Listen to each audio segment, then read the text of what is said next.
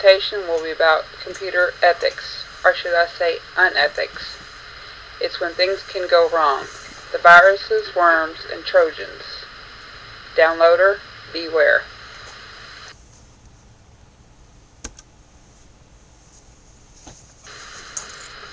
How viruses work. When a user opens an email, and as they're reading through it, they see an attachment and they click on it. If the attachment is infected with a virus, it will immediately start going through your computer and look for any software that has to do with emails, contacts, etc. It will go through this software and it'll attach itself to another, it'll form an email itself with an attachment, and within that attachment it'll make a duplicate of itself to attach to that attachment file. It then sends out those emails without you ever knowing it's being done. At that point, it goes to the new users, and they, of course, open the email because they see it's from a trusted person, and they end up getting the infected file as well. So if you ever receive an email from a person that you know and it didn't quite make sense of what they were saying, do not trust open the attachment until you contacted the person to make sure it was actually sent by them. This is the way viruses are spread throughout the world. They go from users' accounts, their contacts, their emails, and it just keeps shooting out from there and there and there.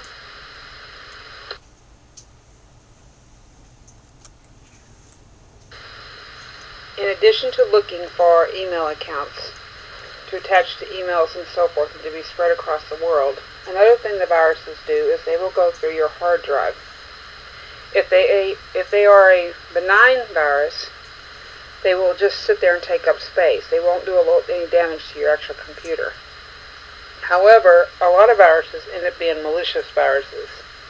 And what these will do is they are programmed to go through your hard drive and find any executable files. These are your application programs, your actual files that you click on to do things.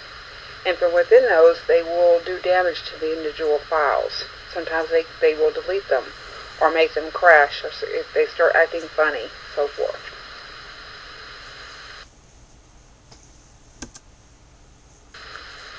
Ways to find out if you may have a virus. Number 1. If you find that you start having problems with your hardware, for instance, things that are attached to your computer that you can actually touch, your printer, your monitor, your mouse, starts doing things on their own, you may have a virus. 2. If you find that your computer is not working in the sense that it's like the mouse is not moving, or your keyboard is no longer working, and things of this nature are going on, well, you may have a virus. 3. You find that your computer is starting to get very, very slow.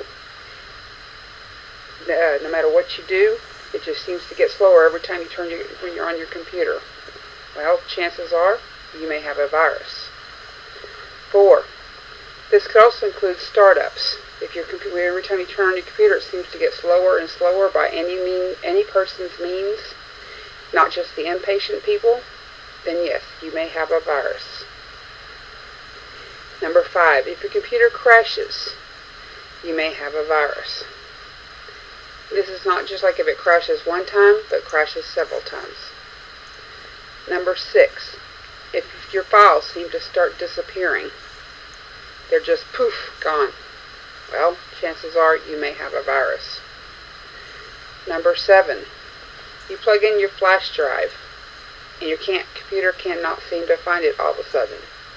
Or if you're on your work and you're going to hook up to one of your networks to find a file that the district has placed for you and that district no longer seems to appear, well, there's a chance you may have a virus. Number 8. If you're a type of person like myself that likes to check to see how much space they have on their C drive often to make sure what's going on, and all of a sudden you notice your C drive seems to have doubled in space or at least have gotten a lot smaller, then yes, you may have a virus. If you have, number 9, if you have printer issues and you've checked to make sure it's plugged in and turned on, and all of a sudden out of nowhere your printer starts acting up, then yes, you may have a virus. And 10, that dreaded pop-ups start appearing on your computer, especially the one that says, warning, you may have a virus. well, guess what? You may have a virus. A little side note I wanted to mention. With any of these 10 items that I just brought up, if you have one or two of these that are occurring, it does not automatically mean you have a virus. It just means you might have a virus. The first thing you might want to do is to make sure you have a trusting virus software that can scan for viruses, and do a scan and see if they can locate it. It could actually be a problem like with the printer or with something else going on within your system. So the first place to look would be to the viruses and then go from there.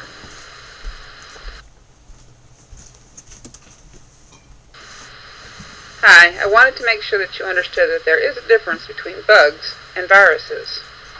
Bugs are simple mistakes in the computer programming. They might be a misspelled word, or a word that was missing, or one word added too many. It could be where other parts of the system have updated, and the program you're trying to run is no longer matching the new updates on the rest of the computer. Just anything that could be a little thing here and there that's not intentional. Viruses, however, are intentional. They are created to cause havoc, or and definitely to duplicate themselves and so forth, and to be spread. So bugs are not intentional, where viruses are.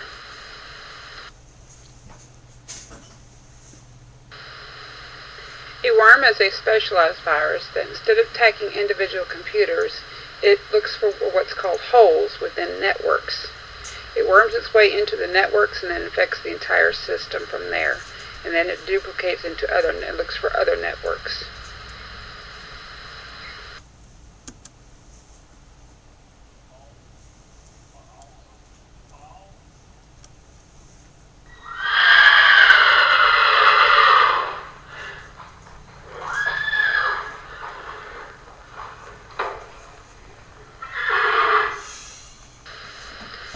In Greek mythology, the Trojan horse, it was a horse created by the enemy to where they could present themselves and make it appear that they were giving a peace offering, a big horse sculpture made out of wood to offer the town of Troy. But it was actually a sneak attack to where they could sneak inside. A computer Trojan horse is exactly the same thing. It appears to be something to where you would want. It could be free sounds, free music, free wallpaper, so forth. But what it is it hides itself in another software system within it, to where once you put it in your computer, the software will then attack.